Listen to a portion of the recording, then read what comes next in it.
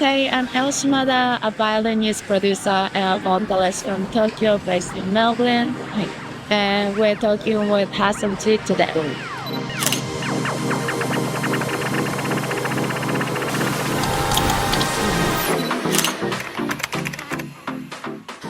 Honestly, it's like 50% excitement and gratitude and 50% like overwhelm. Yeah, I feel like I can't believe it. Like, this is like such a huge opportunity, and I just been like so inspired to like meet like hustlers and like really creative people. Sometimes I don't. But I think like for me, musically is the way, like for the career or like the vision of music, that there's always a vision there. And like a lot of times it's not really about like, I want to be famous or I want to, I don't know, do this or that. It's more like, how can I serve the music and how can I create spaces through music? I think I don't adapt. Like I feel loved by by the fans and like some people in the industry for sure. But there's a beauty in not adapting. Like I think I've got my sound and like I get to be true to what I want. There is challenges in like not adapting as well. Like I think a lot of times like people find it hard to with me in like a genre. If we make music to adapt, where do we get to be free?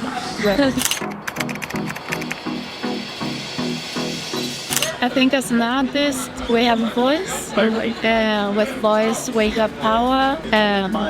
With power comes responsibility. And I try my best to say something and also embody the change that I want to see in the world.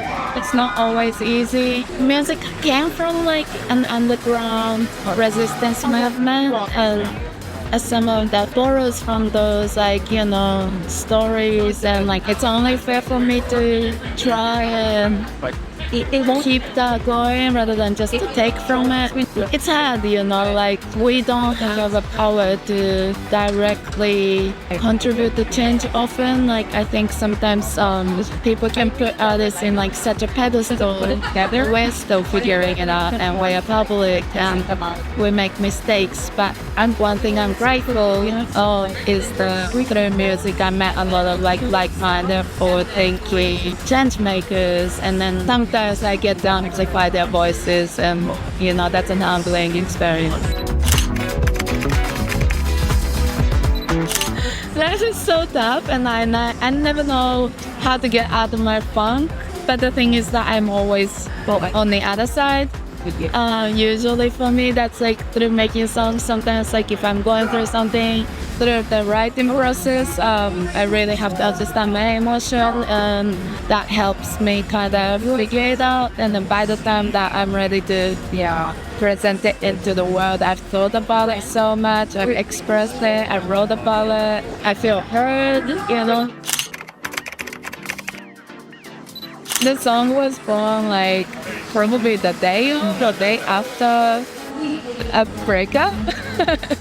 Around that time I had a few career highlights, and a really good friend of mine, Kaplan, for the synth player, he came through and he was like, hey, let's make some songs.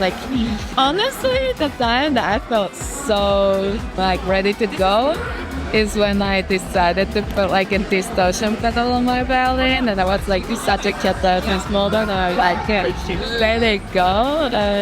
I still love doing that. Whenever I do a live show, that's my favorite moment. Now I know why guitarists go on and on with the distortion pedal. Yeah, it's fun. I have an album coming out this year called Lullaby for the Revive My Body. It's a super emotional album.